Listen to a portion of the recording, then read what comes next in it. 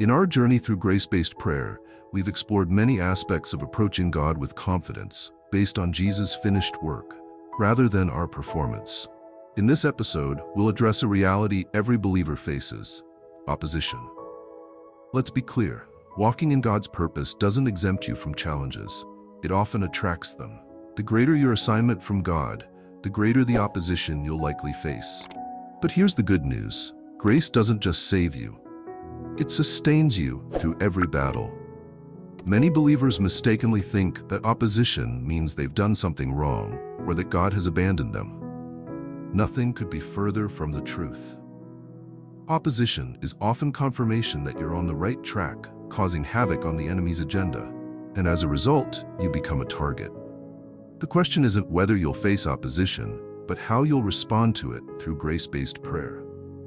So what does this mean? Before we can pray effectively through opposition, we must understand its purpose and source.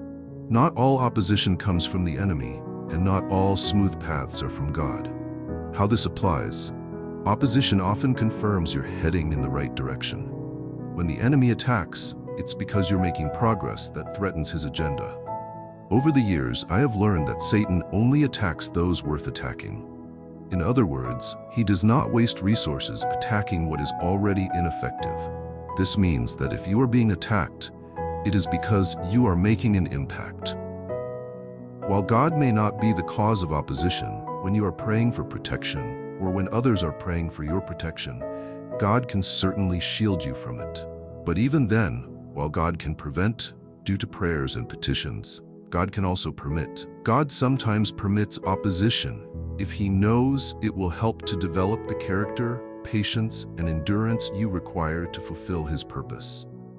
In other words, what you're going through may be building strength for what's ahead.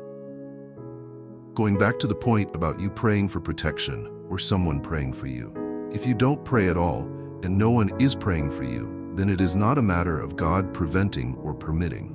At that point, you have not invoked God at all. So you are entirely susceptible to Satan, and it is not God's fault. This is why prayer is so important. Not all opposition is spiritual warfare. Sometimes it's just the natural consequence of living in a fallen world. Other times, it comes as a result of poor decisions. Discernment helps you know what you are dealing with. Opposition has a size. The size of your opposition often reveals the size of your assignment. Large battles indicate large callings. What looks like a setback might actually be a setup for God's greater purpose. Opposition has a timing. Attacks often intensify just before your breakthrough. The darkest hour comes just before dawn. When opposition seems most fierce, deliverance may be just around the corner. Opposition reveals what's in your heart. Pressure doesn't create character, it reveals it. How you respond to challenges shows what you truly believe about God's purpose and grace for your life. When facing opposition, our natural tendency is to pray from a place of desperation. Grace teaches us to pray from a position of victory, not victimhood. Desperate prayers focus on the problem. Grace-based prayers focus on the promises and the promise keeper.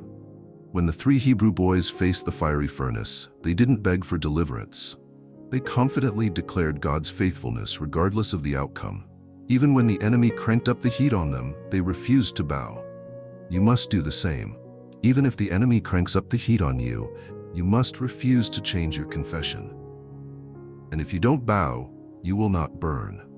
Desperate prayers are full of fear. Grace-based prayers are full of faith. Fear says, "What if God doesn't come through?" Faith says, "God is with me, and He will see me through it. Even if the outcome isn't what I wanted, God is still good, and in the end, it will all work together for my good." Desperate prayers try to convince God to move. Grace-based prayers rest in knowing God has already moved. What we are learning in this series is this: your job isn't to change God's mind, but to align with His will. Desperate prayers are driven by panic. Grace-based prayers are powered by peace. Jesus slept through the storm, not because He didn't care, but because He knew the Father would bless Him to get to the other side. Desperate prayers focus on your inadequacy, need. Grace-based prayers focus on Christ's sufficiency, supply. Desperate prayers beg God to show up. Grace-based prayers thank Him for already being there. You're not praying for God to come and help you. You're acknowledging His constant presence and accessing His readily available help. God's grace doesn't just save you. It supplies everything you need to stand firm against any opposition. This understanding transforms how you pray during difficult seasons. Grace provides supernatural peace in the midst of turmoil, because you know God is with you, and His presence brings with it His peace and provision. Your peace is not based on the absence of trouble. It is based on the presence of God. When you pray, access the peace that surpasses understanding. Grace gives you wisdom beyond your natural understanding. James 1:5 promises that if you lack wisdom, you can ask God, who gives generously. Grace offers divine guidance when you're confused or disoriented. The Holy Spirit becomes your personal navigator, directing your steps even when the path seems unclear. Grace supplies extraordinary strength when your strength is depleted. God's power is perfected in our weakness, so when you feel like you can't go on, grace gives you the power to do so. Grace provides patience to endure when instant deliverance doesn't come. Sometimes God delivers us from the fire, other times He delivers in it, like the Hebrew boys. The good news is that God will get down in the fire with us. Grace gives you resilience to bounce back from setbacks. It's not about never falling, it's about not staying down. Grace empowers you to get back up every time opposition knocks you down. Grace gives us staying power. James 5 verse 10-11. Take the old prophets as your mentors.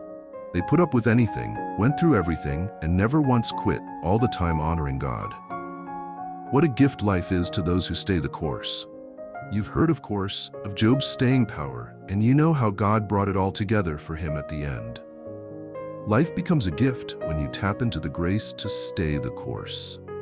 Knowing how to pray specifically during times of opposition can make a tremendous difference in your life. Let's talk about some practical steps. 1. Pray for perspective, not just deliverance. Ask God to help you see the opposition through the lens of His eyes. Like Joseph, you'll be able to say, what the enemy meant for harm, God meant for good. 2. Pray for provision. During opposition, God often provides in unusual ways. The Israelites had manna in the desert. God has resources you haven't discovered yet. God has millions of ways to get you millions of pound sterlings to fund what He has called you to do. 3. Pray for protection, not just from the battle, but in it. David didn't ask to avoid Goliath, he asked for victory over him. Sometimes the way around is through. Pray for perseverance when the journey seems long. Long-distance runners hit the wall before breaking through to their second or third wind. Many times, spiritual opposition works the same way. Sometimes the key to winning is simply refusing to quit. 5. Pray with praise, recognizing God's sovereignty over your situation. Paul and Silas sang praises in prison, and God turned their opposition into opportunity. Your praise in the midst of problems becomes powerful spiritual warfare. Praise will magnify God, and it will also cause you to shift your focus to God and what He can do.